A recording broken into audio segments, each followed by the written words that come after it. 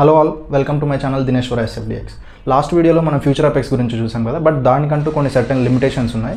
So దానికోసం అనేది దానికంటే కొంచెం మోర్ అడ్వాన్స్డ్గా, మోర్ ఫ్లెక్సిబుల్గా ఉండే అసింక్రోనస్ అపెక్స్ టైప్ క్యూబుల్ అపెక్స్.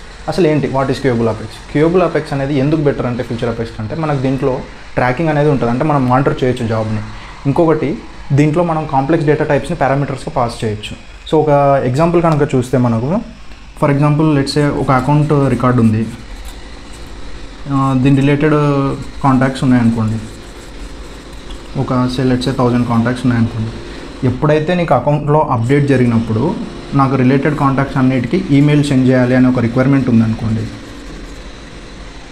అప్పుడు జనరల్గా ఈ రిక్వైర్మెంట్ కూడా నాకు సిస్టమ్ లోడ్ పడకూడదు, అసింక్రోనస్లోనే రన్ అయ్యేటట్టు చూడండి అనేటట్టు రిక్వైర్మెంట్ వస్తే ఏం చేస్తారు అందరూ, ఫస్ట్ ఫ్యూచర్ అంటారు. ఫ్యూచర్ని తీసుకోకూడదు, ఎందుకంటే ఫ్యూచర్లో మనము నాన్ ప్రిమిటివ్ డేటా టైప్స్ని పారామీటర్స్గా పాస్ చేయలేము. సో నువ్వు దీనికి ట్రిగర్ రాసింటావు, ట్రిగర్లో దీని రిలేటెడ్ కాంటాక్ట్స్ అని క్వెరీ చేసి గెట్ చేసుకొని నువ్వు ఫ్యూచర్కి ఆ లిస్ట్ని పారామీటర్గా పంపలేము. ఎందుకంటే future only accepts primitive data types. అది ఓన్లీ ఐడీలు అయితే పంపొచ్చు, మళ్ళీ లిస్ట్ ఆఫ్ రికార్డ్స్ అయితే పంపలేము. సో అలాంటి కేసెస్లో క్యూబుల్ అనేది పిక్చర్లోకి వస్తుంది. క్యూబుల్ యాక్సెప్ట్ చేస్తుంది లిస్ట్ ఆఫ్ రికార్డ్స్ని. నువ్వు ఈ సినారియోలో లిస్ట్ ఆఫ్ కాంటాక్ట్స్ కాబట్టి పారామీటర్గా పంపొచ్చు. క్యూబుల్కి పంపించి నువ్వు ఈ క్యూబుల్ని కాల్ చేసినప్పుడు ఈ క్యూబుల్కి నువ్వు క్యూబుల్ అనే ఇంటర్ఫేస్ని ఇంప్లిమెంట్ చేయాలి.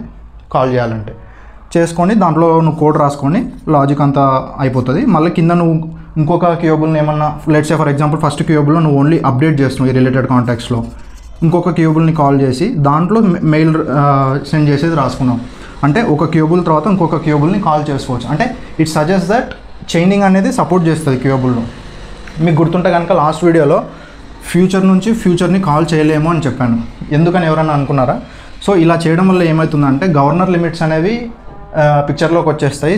సిస్టమ్ మీద ఎక్కువ బర్డన్ పడుతుంది, ఓవర్లోడ్ పర్ఫార్మెన్స్ ఇష్యూస్ వస్తాయి. సో మీకు మనకు అర్థమయ్యేటట్టు చెప్పాలంటే, ఇప్పుడు ఫర్ ఎగ్జాంపుల్ బీజీఎం ఆడుతున్నాం అనుకోండి, పబ్జీ ఆడేటప్పుడు సేమ్ మొబైల్ నుంచి స్ట్రీమ్ చేస్తున్నాం అంటే రెండు ఒకటే ప్రాసెసర్ మీద రన్ అవుతున్నాయి కాబట్టి సిస్టమ్ అనేది పర్ఫార్మెన్స్ తగ్గిపోతుంది, ల్యాగ్ అవ్వడం కానీ అటు ఇటు కానీ.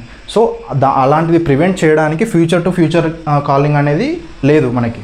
బట్ మరి క్యూబుల్ టు క్యూబుల్ చేస్తున్నాం కదా, ఇది కూడా సిస్టమ్ పర్ఫార్మెన్స్ రావా అంటే రావు. ఎందుకు అని అంటే, ఇప్పుడు ఇక్కడ నుంచి ఇక్కడ వరకు ఒక క్యూబుల్ ట్రాన్సాక్షన్ కదా, ఈ ట్రాన్సాక్షన్ అయిపోయి సెకండ్ క్యూబుల్ని కాల్ అయ్యేటప్పుడు గవర్నర్ లిమిట్స్ అనేటివి రీసెట్ అయిపోతాయి. అంటే ప్రతి క్యూబుల్ ట్రాన్సాక్షన్కి దాని సెట్ ఆఫ్ గవర్నర్ లిమిట్స్ ఉంటాయి.